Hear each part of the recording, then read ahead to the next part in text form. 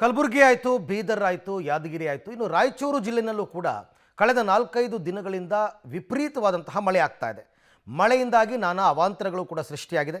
ಎಡಬಿಡದೆ ಸುರಿತಾ ಇರತಕ್ಕಂಥ ಮಳೆಯಿಂದ ಗ್ರಾಮೀಣ ಭಾಗದ ಬಡ ಕುಟುಂಬಗಳು ಪಾಪ ತಮ್ಮ ಮನೆಗಳನ್ನೇ ಸೂರನ್ನೇ ಕಳ್ಕೊಂಡ್ಬಿಟ್ಟಿದ್ದಾರೆ. ಹಳ್ಳಗಳು ತುಂಬಿ ಹರಿತಾ ಇದ್ದು ರಸ್ತೆಗಳು ಕೊಚ್ಚಿ ಹೋಗಿದೆ. ಹಾಗಾಗಿ ಬಿಸಿಲ ನಾಡಲ್ಲಿ ಈಗ ಮಳೆಯಿಂದ ಆಗಿರತಕ್ಕಂಥ ಅನಾಹುತಗಳೇನು ನೋಡೋಣ ಬನ್ನಿ. ರಾಯಚೂರು ಜಿಲ್ಲೆಯಲ್ಲಿ ವರುಣನ ಆರ್ಭಟ, ನಿರಂತರ ಮಳೆಗೆ ಕುಸಿದು ಬಿದ್ದ ಮನೆಗಳು, ಹಳ್ಳದ ರಭಸಕ್ಕೆ ಕೊಚ್ಚಿ ಹೋದ ರಸ್ತೆ, ಸೇತುವೆ. ರಾಯಚೂರು ಜಿಲ್ಲೆಯಲ್ಲಿ ಕಳೆದ 4-5 ದಿನಗಳಿಂದ ಸುರಿತಾ ಇರೋ ನಿರಂತರ ಮಳೆಗೆ ಗ್ರಾಮೀಣ ಭಾಗದ ಜನಜೀವನ ಅಸ್ತವ್ಯಸ್ತವಾಗಿದೆ. ಎಡಬಿಡದೆ ಸುರಿತಾ ಇರೋ ಮಳೆಗೆ ರಾಯಚೂರು ತಾಲೂಕಿನ ಮರ್ಚೆಡ್ ಗ್ರಾಮದಲ್ಲಿ ಒಂದೊಂದಾಗಿ ಮಣ್ಣಿನ ಮನೆಗಳು ಕುಸಿಯುತ್ತಿವೆ. ವ್ಯವಸಾಯ, ಕೂಲಿ ನಾಲಿ ಮಾಡಿ ಬದುಕುತ್ತಿದ್ದ ಬಡ ಕುಟುಂಬಗಳು ತಮ್ಮ ಸೂರನ್ನೇ ಕಳೆದುಕೊಂಡಿದ್ದಾರೆ. ಗ್ರಾಮದ ಯಲ್ಲಮ್ಮ, ರಂಗಮ್ಮ, ರಜಿಯಾಬಾನು, ಈಶಪ್ಪ, ಆಶಾಭಾನು, ರಂಗಪ್ಪ ಅನ್ನೋರ ಮನೆಗಳು ಕುಸಿದಿವೆ. ಕೆಲ ಮನೆಗಳ ಗೋಡೆ ಕುಸಿದಿದ್ರೆ ಇನ್ನು ಕೆಲ ಮನೆಗಳು ಸಂಪೂರ್ಣವಾಗಿ ನೆಲ ಕಚ್ಚಿವೆ. ಅದೃಷ್ಟವಶಾತ್ ಯಾವುದೇ ಪ್ರಾಣಾಪಾಯ ಸಂಭವಿಸಿಲ್ಲ. ಆದರೆ ಗ್ರಾಮದ ಈ ಕುಟುಂಬಗಳು ಮಾತ್ರ ಬೀದಿಗೆ ಬಂದಿವೆ.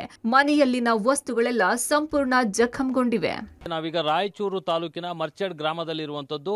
ಈ ಗ್ರಾಮದಲ್ಲಿ 2-3 ಮನೆಗಳು ಈಗಾಗಲೇ ಕುಸಿದು ಬಿದ್ದಿರುವಂಥದ್ದು. ಹಳೆಯದಾದ ಮಣ್ಣಿನ ಮನೆಗಳು. ಸತತ ಏನು ಮಳೆ ಸುರಿತಾ ಇದೆ, ಇದರಿಂದ ಆ ಒಂದು ಚೆತ್ತು ನೀರನ್ನ ಹಿಡಿದು ಕುಸಿದು ಬಿದ್ದಿರೋದನ್ನ ನಾವು ನೋಡ್ತಾ ಇದ್ವಿ. ಅದೃಷ್ಟವಶಾತ್ ಯಾವುದೇ ಪ್ರಾಣಾಪಾಯ ಆಗಿಲ್ಲ.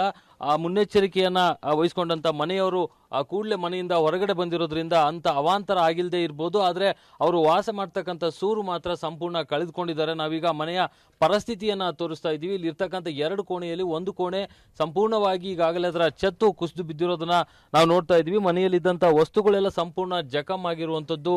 ಇಲ್ಲಿ ಅವರು ಬಳಸ್ತಾ ಇದ್ದಂಥ ಟಿವಿಯ ಪರಿಸ್ಥಿತಿ ಯಾವ ರೀತಿ ಆಗಿದೆ ಅನ್ನೋದನ್ನ ನಿಮಗೆ ನಾವು ತೋರಿಸ್ತಾ ಇದ್ದೀವಿ. ಏನು ಮೇಲಿಂದ ಬಿದ್ದಂಥ ಜಂತಿಯ ಏನು ತುಂಡುಗಳಿದೆ ಅದು ಸಂಪೂರ್ಣವಾಗಿ ಬಿದ್ದಿರೋದ್ರಿಂದ ಇಲ್ಲಿರ್ತಕ್ಕಂಥ ವಸ್ತುಗಳೆಲ್ಲ ಹಾಳಾಗಿರುವಂಥದ್ದು. ಜೊತೆಗೆ ಮನೆಯಲ್ಲಿದ್ದಂಥ ದವಸ ಧಾನ್ಯಗಳು ಕೂಡ ಸಂಪೂರ್ಣ ಹಾಳಾಗಿರುವಂಥದ್ದು.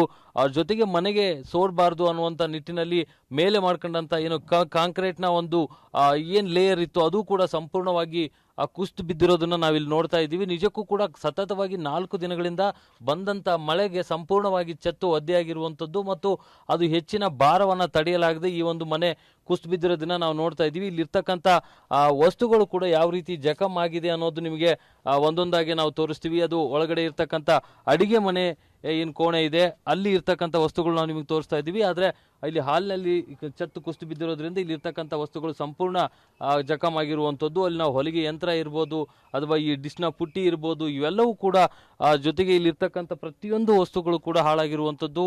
ಆದರೆ ಏನು ಈ ಒಂದು ಮನೆಯ ಯಜಮಾನರು ಮನೆಯ ಹೊರಗಡೆ ಇದ್ದಿದ್ದರಿಂದ ನಿಜಕ್ಕೂ ಪ್ರಾಣಾಪಾಯ ಆಗಿಲ್ಲ ಅಂತಲೇ ಹೇಳ್ಬೋದು. ಈ ಮನೆಯಲ್ಲಿ 2 ಮಹಿಳೆಯರು ವಾಸ ಮಾಡುವಂಥದ್ದು. ರಜಿಯಾ ಬೇಗಂ ಅನ್ನುವಂಥವರ ಮನೆ ಇದು.